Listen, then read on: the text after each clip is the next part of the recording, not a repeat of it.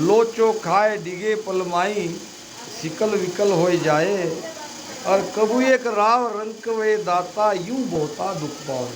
ये मन कभी गरीब बन जाता, कभी रंक बन जाता, कभी राव बन जाता है।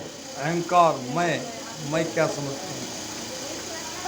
कभी दानी बन जाता है तो कभी दाता बन जाता है तो कभी लेने वाला बन जाता है। मन एक शरीर का नहीं रहता। घड़ी एक कहे भगत मैं करसूं पलखिन में छिटकावे। घड़ी एक कहे भगत मैं करसूं छीन पल में छिटकावे।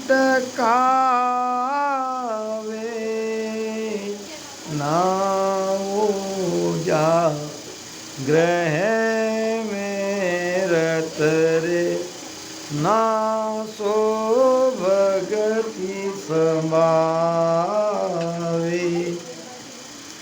नाओ जाय गिरह में रत रे ना तो भगति समावे। राम ना तो भगति समावे। मन की दुबद्या मेटो प्रभु जी मन की दुबद्या मेटो। तुम हम मिल्या अवस कर स्वामी एक अंग कर से ठोराम एक अंग कर से ठो। मन की दुबद्या मेटो प्रभु जी मन की दुबद्या मेटो। घड़ी एक कहे भगत मैं करसू खिन पल में छिटकावे। देखो मन ने हमारी हालत कैसे कर दी है। राम राम। कभी कहता है मन भक्ति करना है, ऐसा आता है मन में कि आज भजन ही करेंगे, भजन के सिवाय कुछ नहीं करेंगे। थोड़ी देर में मन में यह भाव आता है और दूसरे पल में वो भाव गायब हो जाता है। ये सबके साथ होता है। मन ये सब करता है। घड़ी एक कहे भगत मैं करसूं, भगत करना यानी भजन करना, और पलखिन में छिटकावे। दूसरे ही क्षण में ये विचार मन त्याग देता है, छोड़ देता है। नाओ जाए ग्रह में रतरे, बहुत बड़ी दुविधा है। हम सब गृहस्थी है और गृहस्थी धर्म का पालन करते करते हम भक्ति भी कर रहे हैं। अब ये मन अगर गृहस्थी अच्छी है, गृहस्थी ठीक है, तो गृहस्थी छोड़ के भक्ति में क्यों आया। अब भक्ति सब कुछ है तो भक्ति से वापस गृहस्थी में चला जाता है। कभी गृहस्थी अच्छी लगती है तो कभी भक्ति अच्छी लगती है, कभी घर अच्छा लगता है तो कभी संगत अच्छी लगती है, कभी रामदारा अच्छा लगता है। एक तरफ नहीं है। तो ये ऐसे ही चलता रहेगा, मगर जिद छोड़ना नहीं है, निराश होना नहीं है, भक्ति में लगे रहना। जितनी देर मन आपको भजन में ले जाए, जितनी देर आपको सत्संग में ले जाए, उतनी देर संगत करो। और जब संगत होने के बाद घर तो जाना ही पड़ेगा, घर में जाओ मगर घर में भजन को मत भूलो, भजन को छोड़ो मत। जितनी देर हो सके उतनी देर भजन में लगाओ। हमारे संत मोहनदास जी महाराज कहते थे कि जैसे हर मनुष्य को 2 बार भोजन करना पड़ता है। कोई करता हो का एक आधे बार, मगर लगभग हम 2 बार तो भोजन करते ही हैं। जब आप 2 बार भोजन करते हो तो भोजन को साथ भजन को जोड़ो। जैसे 2 बार भोजन करना अनिवार्य है, सुबह का नाश्ता करना अनिवार्य है, इसी प्रकार जीवन में भजन को जोड़ो। भजन करना अनिवार्य है। जैसे हम भोजन किए बिना नहीं रह सकते, वैसे भजन किए बिना मत रहो। समय निकालो, समय निकलेगा। आप निकालोगे तो निकलेगा, नहीं निकालो तो नहीं निकलेगा। मैं कहता हूँ जागत रहिए, तू रहता है सोई रे। मैं कहता हूँ जागत रहिए, तू रहता है सोई रे। तेरा मेरा मनवा कैसे हो ये करे, तेरा मेरा मनवा कैसे हो ये करे। मैं कहता निर्मोही रहिए, तू जाता है मोही रे। मैं कहता निर्मोही रहिए, तू जाता है मोही रे। तेरा मेरा मनवा कैसे हो ये करे, तेरा मेरा मनवा कैसे हो ये करे। संत कहते हैं जागो, जागरूक रहो। जागना ही भजन है। भजन और कुछ नहीं, ये जागृत की निशानी है। सोना मौत की निशानी। सजग रहो। मैं कहता हूँ जागत रहिए, तू जाता है सोई। अब तुम सो जाते हो, तुम भजन को भूल जाते हो, भजन करना ही नहीं चाहते हो, तो काल क्या तुम्हें छोड़ेगा। मैं कहता निर्मोही रहिए, संसार से मोह मत करो। ये मोह अंततः दुखदाई है, मोह को छोड़ो। महाराज कहते हैं मन मारो रे माया छोड़ो रे, ममता राखो घेर। मन मारो माया छोड़ो रे, ममता राखो घेर। कुबुद जलाओ कामना रे, सुरत सास दिस फेर। राम कथे वो तेरे, जब पावे निज भेव। राम कथे वो तेरे, जब पावे निज भेव।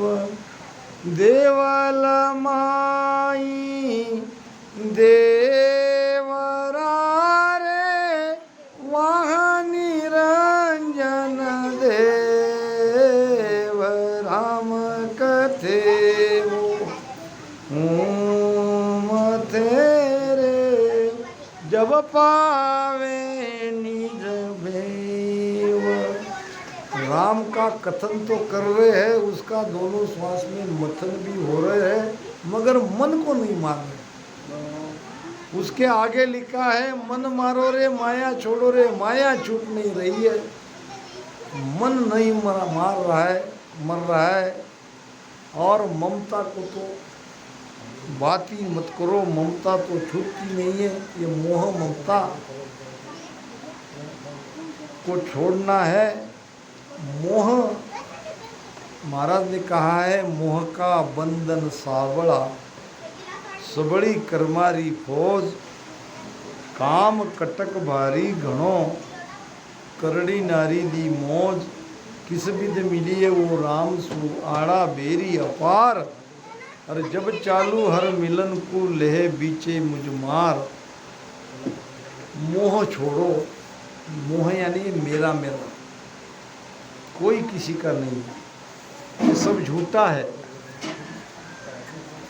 ना कोई तेरो ना तू काहू को, झूठे चित नहीं दीजे बे। महाराज ने कहा है, किसको तुम मेरा मेरा कह रहे हो, कौन किसका है? ये तो एक लेन देन है, इसलिए हम संसार में आए, घर में आए, एक मेक का बदला चुकाना है, और बदला चुका दिया तो निकल जाते हैं वहाँ से। ये एक व्यवहार है, लेन देन है, और वो लेन देन खत्म होते ही हम इस घर परिवार से चले जाते हैं। और इस छोटी सी आयु में हम मेरा मेरा कहते हैं, कोई किसी का नहीं है। ना कोई तेरो ना तू काहू को, झूठे चित नहीं दीजे बे, के सुखराम समझ मन मेरा, हर बज विलंबन कीजे बे।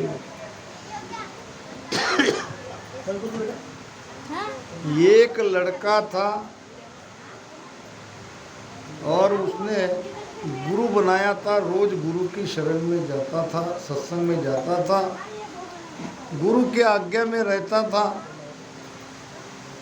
अब एक दिन उस लड़के की शादी उसके माता पिता ने कर दी। अब शादी होने के बाद लड़का पहले की तरह रोज नहीं आने लगा, कभी कभी 2-4 दिन में, 8 दिन में एक आधा बार आने लगा, कभी कभी महीनों नहीं आता, कभी कभी 2-2, 3-3 महीने लग जाते। एक दिन गुरु ने कहा, बेटा मैं देख रहा हूँ, पहले तुम रोज आते थे, घंटों मेरे पास रहते थे, आश्रम की सेवा भी करते थे, और मैंने सुना है कि तुम्हारी शादी हुई है। शादी हुई तो अच्छी है, शादी तो सबको करनी है, मगर शादी के बाद तुम आश्रम आना ही छोड़ देते हो, ये ठीक नहीं है। कभी महीनों में एक आधी बार, कभी 4 महीनों में, कभी 6 महीनों में, ये ठीक नहीं है, आया करो। लड़का कहने लगा, महाराज क्या करूं, मेरी पत्नी मुझे बहुत प्रेम करती है और उससे दूर होने का मन नहीं होता है, इसलिए मैं आ नहीं पाऊंगा, हो सकता है आगे। ये जो साल में आता हूँ वो भी नहीं आ पाऊंगा, घर गृहस्थी की झंझट है, अब क्या करूँ। माता पिता ने शादी कर दी तो महाराज कहने लगे,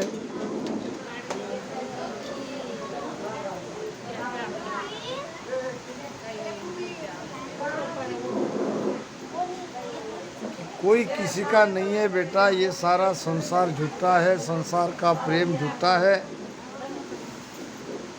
तुम मेरी बात मानो। मगर शिष्य ने गुरु की बात नहीं मानी। फिर गुरु ने समझाया, गुरुजी अब क्या करूं, पत्नी के प्रति मेरा इतना मोह बढ़ गया है, अब छोड़ने को मन नहीं होता। तो गुरु ने कहा, बेटा ये सब झूठ है, संसार ही झूठा है तो संसार का प्रेम भी झूठा है, कोई किसी का नहीं है। तो मुझे इसकी परीक्षा लेनी चाहिए। तो गुरु ने कहा, जरूर लो। मैंने तुम्हें श्वास की वो विधि बताई थी जिसमें श्वास क्रिया को रोका जाता है, वो तुम जानते हो कि नहीं जानते हो? तो उसने कहा, हाँ गुरुदेव। ठीक है, अभी जाओ घर पे और वो श्वास की विधि को जानकर तुम श्वास को रोक लो, और फिर जो होता है वो देखो। मैं आऊँगा, तब तक तुम इस क्रिया को जारी रखना। अब लड़का जाते ही श्वास क्रिया उसने रोक दी। योग के माध्यम से। और जब वो सो के नहीं उठा तो घर वाले चिंतित हो गए, जाके देखा उठाया तो नाड़ी उसकी बंद हो गई। नाड़ी बंद हो गई तो सब मर गए करके चिल्लाने लगे, रोने लगे। इधर उधर से सारा गांव जमा हो गया, सब रोने लगे। कुछ बुजुर्ग आदमी थे, वो कहने लगे अब क्या करें, होता है, अब जो हुआ वो हुआ, जन्म मृत्यु हमारे हाथ में नहीं है। अब चलो इसकी चिता की तैयारी करें, इसको जलाने की तैयारी करें। माता पिता अलग रोने लगे, पत्नी तो बेचारी दुख का पहाड़ उसके ऊपर टूट गया। अब ये रोना धोना चालू हो गया तो उतने में गुरु महाराज आ गए। किसी ने कहा कि आपका चेला मर गया है, तो गुरु आ गए वहाँ और कहा कि कब मरा, तो सुबह से उठा ही नहीं महाराज, अब क्या किया जाए। तो गुरु ने कहा लड़का जीवित हो सकता है, इसको जीवित करने का उपाय है मेरे पास। तो सब गुरु महाराज की तरफ आशा से देखने लगे, करो महाराज, जीता जीवित करो, मगर इसके बदले एक दूसरी जान देनी है, किसी की जान चाहिए, जान के बदले जान। क्या परिवार में से कोई इस तुम्हारे जवान बेटे के लिए अपनी जान दोगे? तो सबने पिता की तरफ देखा, जो काफ़ी बूढ़ा हो गया था। पिता की तरफ देखते ही पिता कहने लगा नहीं नहीं नहीं, मुझे बहुत सारे अभी काम करने हैं, खेती की रखवाली करनी है, मैं तो नहीं मरूंगा। बेटा सब सुन रहा था, अभी तक जो रो रहे थे, बेटे के जान के बदले में पिता अपनी जान देने को तैयार नहीं। माता की तरफ देखा, माता कहने लगी मैं तो मर जाती मेरे बेटे के लिए, मगर ये उसके पिता की सेवा कौन करेगा। मैं अगर बैठ गई तो वो बूढ़ा तो एकदम निराधार हो जाएगा। मुझे मेरे पति की सेवा करनी है, मैं मजबूर हूँ, मैं नहीं मर सकती। फिर आई बात पत्नी की तरफ, जिसका रो रो के बुरा हाल था। पत्नी को पूछा कि क्या तुम तुम्हारे पति के लिए तुम्हारी जान दे सकती हो? पत्नी ने रोना धोना छोड़ के कहा कि मुझे मेरा पति जीवित अगर होता है तो चाहिए, मगर इसके बदले मेरी जान दूँ। फिर मैं मर जाऊंगी तो ये कल जीवित होकर दूसरी शादी करेगा, मेरा क्या फायदा। मैं नहीं मरने वाली, न माता मरता है, न पिता मर रहा है, न पत्नी मर रही है, और मरेगी भी क्यों। अब गुरु ने कहा ठीक है भाई, तुम कोई मरते नहीं हो तो अब मैं मर जाता हूँ। वो कहने लगे महाराज बड़ी कृपा होगी, आपकी 13वीं 14वीं सब करेंगे और आपकी बहुत महिमा करेंगे, आप मर जाओ और हमारे बेटे को बचा लो। बेटा तो जीवित चाहिए, मगर जान अपनी नहीं जानी चाहिए, जान भी दूसरे की चली जाए। बेटा सुन रहा था सब। अब गुरु महाराज ने इशारा किया, बेटा उठ गया और माता पिता के पैर छुए। पत्नी को कहा तू चाहे तो अभी दूसरे से शादी कर ले, मैं मेरे गुरु के साथ जाता हूँ, मैंने देख लिया है संसार में कोई किसी का नहीं है। तो फिर गुरु ने समझाया ऐसा मत करो, इसमें किसी का कोई दोष नहीं है, ये तो नियम है। कोई अपनी जान देके किसी को बचा थोड़ी सकता है। तुम अपनी घर की जिम्मेदारी भी पार करो और सत्संग में भी आओ, अपनी पत्नी को लाओ। तो कहने का मतलब, हम जो ये संसार में मोह माया में फंसे हैं, ये अंततः दुखदायी है। संत कहते हैं मैं कहता निर्मोही रहिए, तू रहता है मोही। मोह को छोड़ो, मोह को हटाओ, निर्मोही रहो। किसी से इतना प्रेम मत करो कि जो जाने के बाद आपको बहुत दुख उठाना पड़े। जुगत जुगत समझावन हारा, कहीं न मानत कोई रे। जुगत जुगत समझावन हारा, कहीं न मानत कोई रे। तेरा मेरा मनवा कैसे हो ये करे, तेरा मन कैसे हो ये करे।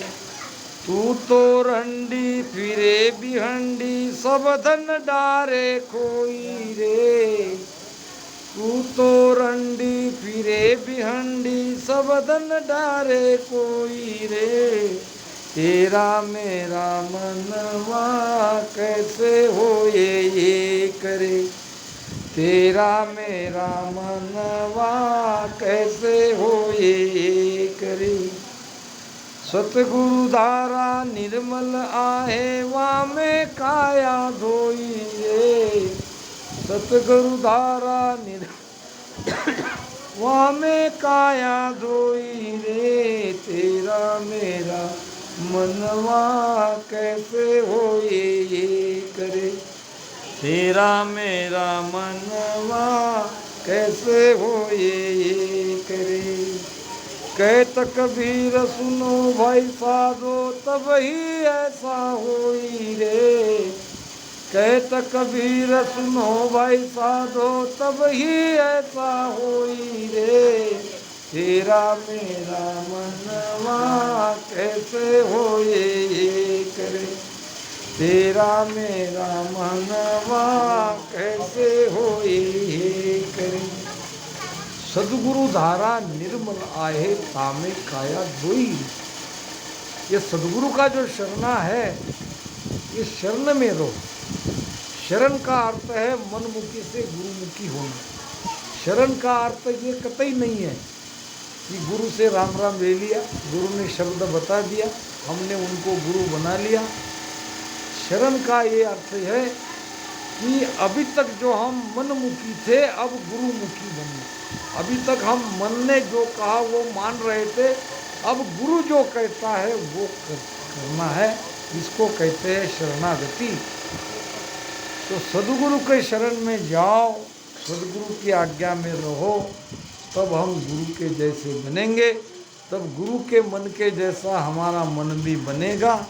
कहत कबीर सुनो भाई साधो, तब ही वैसा होई रे। तब ही हम गुरु के जैसे बनेंगे।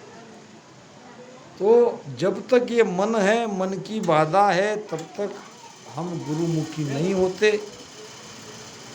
पल में कहे जगत है झूठी, भगत साच है भाई।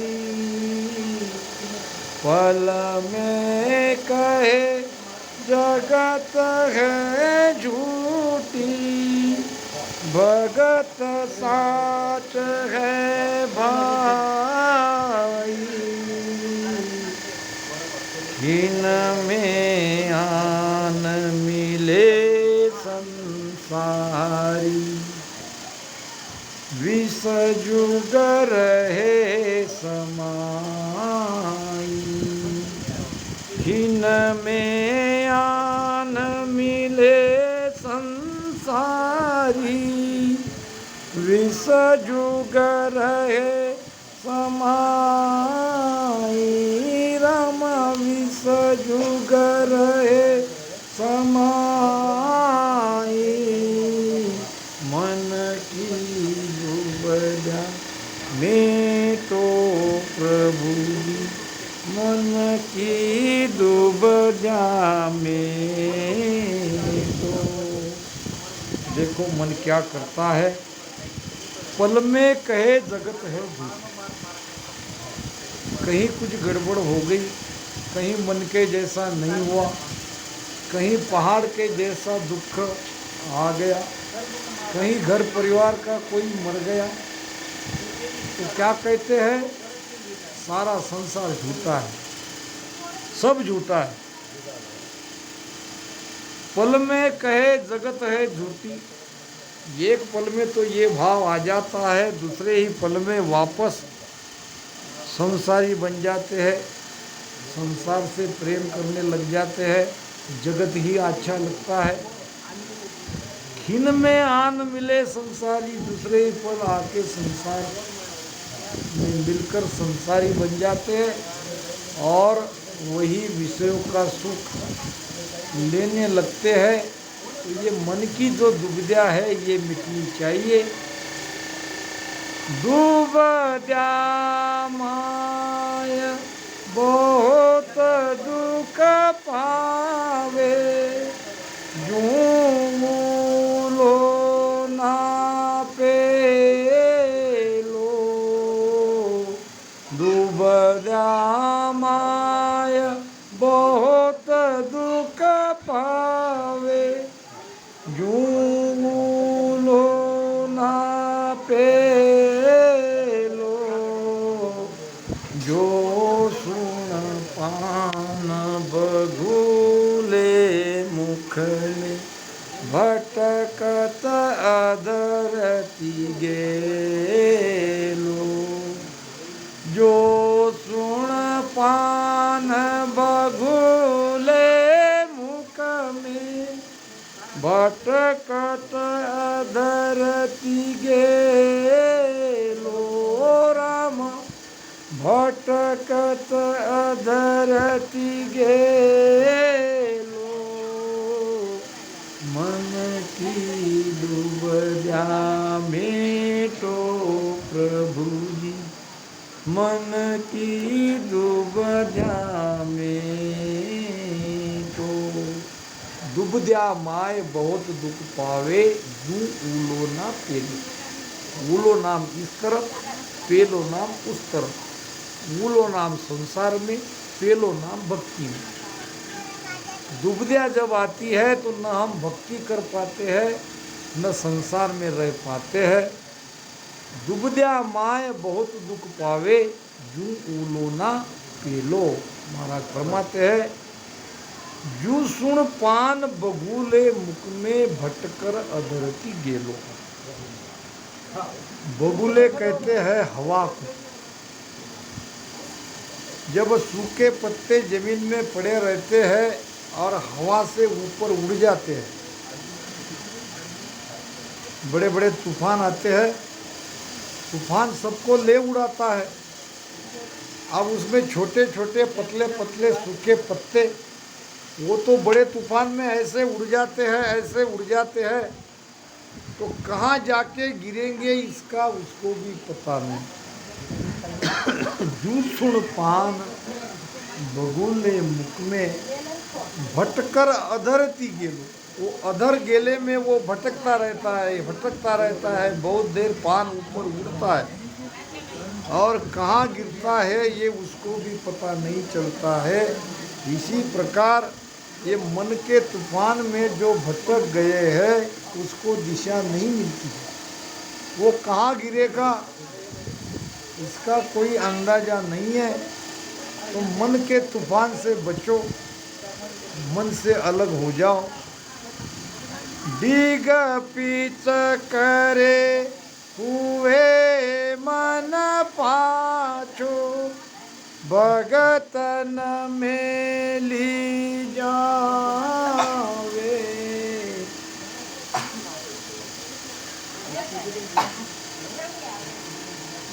डिग पीच करे हुए मन पाछो, भगति न मेली जावे। यूं मन रात दिवस घट घोटे, ओ प्राणी वो दुख पावे।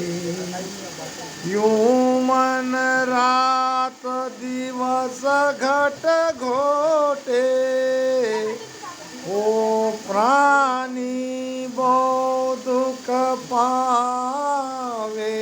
राम प्राणी वो दुख पावे।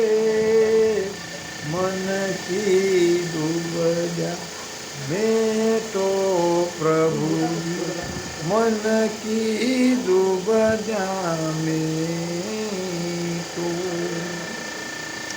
दिग्पिच, दिग्पिच यानी करूँ कि नहीं करूँ, भक्ति करूँ कि नहीं करूँ, सत्संग में जाऊँ कि नहीं जाऊँ, भजन करूँ कि नहीं करूँ, यह है दिग्पिच। जब एक सत्संग के अंदर ये दिग्पिच आता है, यानी द्वंद्व तैयार होता है, जाए कि नहीं जाए ऐसी समस्या खड़ी होती है, तो भक्ति नहीं बनती, भजन नहीं होता। भजन करे तो कर रे करारो दास भाव सुध होई, और ज्ञान गए तो पटक पिछाते निर्भय मतले जोई। ये आगे पीछे करने से भजन नहीं होता, आगे पीछे करने से, दिग्विजय करने से भक्ति नहीं होती। यूं मन रात दिवस घट घोटे, वो प्राणी बहुत दुख पावे। इस प्रकार ये मन रात दिन हमारे घट में हमको दुखी करता है, हमको सताता है और हम दुखी हो जाते हैं। अब उपाय क्या, ये तो सब मन करता है, सबके साथ ये हो रहा है। अब ऐसे ही दुखी रहेंगे, अब मन को भक्ति में नहीं लाएंगे, मन को भजन में नहीं लाएंगे, तो मन भक्ति में लाने के लिए क्या उपाय है ये सुनो। अरज करे सुख राम गोसाई, सुन सायब हर रामा। अरज करे सुख राम गोसाई, सुन सायब हर रामा। मैं तो शरण तुम्हारी आयो, मोय दिखाओ धामा। मैं तो शरण तुम्हारी आयो, मोय दिखाओ धामा। राम मोय दिखाओ धामा। मन की दुबदा मेटो प्रभु जी, मन की दुबदा मेटो। क्या उपाय है? अरज, प्रार्थना, परमात्मा को प्रार्थना करो, गुरु महाराज को विनती करो। अगर मन भजन में नहीं लग रहा है तो प्रार्थना करनी ही पड़ेगी। अरज करे सुखराम गुसाई, सुन सायब हर रामा। हे राम जी, हे परमात्मा, हे साहेब, हे मालिक, मैं विनती करता हूँ, मैं अरज करता हूँ, सुन जो अरज हमारी प्रभु जी, सुन जो अरज हमारी। जे तन खून गुना सब बगसो, राखो शरण तुम्हारी। ये अरज केवल बोलने तक सीमित रखनी नहीं चाहिए। अरज कैसे करते हैं ये मैं आपको बताता हूँ। मैं तो शरण तुम्हारी आयो, मोह दिखावे धामा। मैं तुम्हारे शरण में आया हूँ, अब मुझे तुम वो अमर धाम दिखाओ। अब शरण में आए कि नहीं आए ये आपका आप देखो। शरण का अर्थ है मनमुखी से गुरुमुखी हो जाना। अब गुरु कहे वही होगा, हमारे मन के कहने से कुछ नहीं होगा। इसको कहते हैं शरणागति। गोरक्षनाथ जी का एक शिष्य था, जंगल के रास्ते किसी खेत में वो हल चला रहा था। खेत में कुआं था, खेत के पास एक आम का पेड़ था और खेत से रास्ता जा रहा था। उस रास्ते से गोरक्षनाथ धूप काल में, यानी इस महीने में आ रहे थे पैदल पैदल, और जब थक गए तो कुआं देख के उसे पेड़ के छांव में बैठ गए।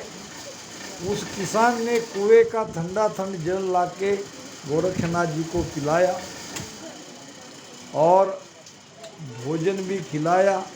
गोरक्षनाथ ने भोजन भी दिया और शुद्ध ठंडा पानी भी पिया और थोड़ा लेट गए। बहुत मुझे अच्छा लगा। जब उठे तो कहने लगे बेटा इधर आओ, अब तुमने मेरी इतना सेवा करी है तो मेरा फर्ज बनता है मैं भी तुम्हें कुछ दे के जाऊँ।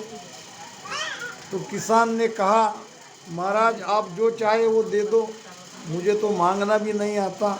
तो उसने कहा मेरी एक ही बात याद रखना, मन का नहीं मानना, मन जो कहता है उसका नहीं मानना।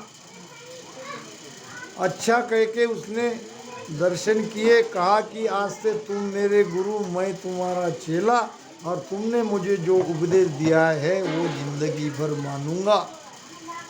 अब गुरु महाराज निकल गए और वो जाके हल चलाने के लिए वहाँ तक गए। ऐसा हाथ लगाया तो गुरु की बात याद आ गई। गुरु ने तो कहा था मन में जो भाव आए उसको नहीं मानना, मन के विचारों को त्यागना।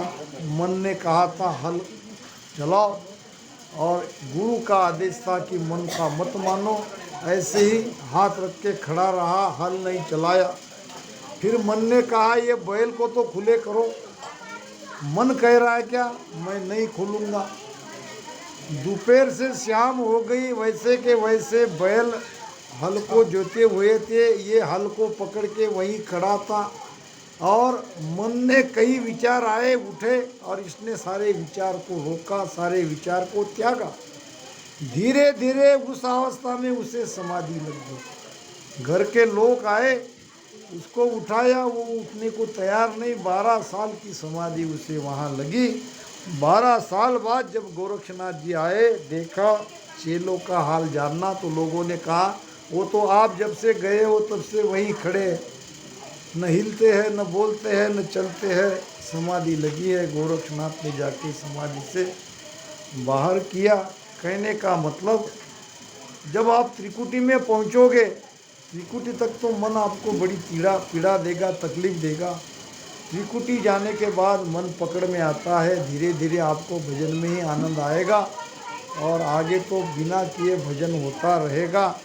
तो इस प्रकार शरणागति यानी गुरुमुखी बन जाओ, परमात्मा को प्रार्थना करो, सत्संग करो, भजन को छोड़ो मत, तभी मन रूपी काल को जीतेंगे, नहीं तो कभी जीत नहीं पाओगे। इन्हीं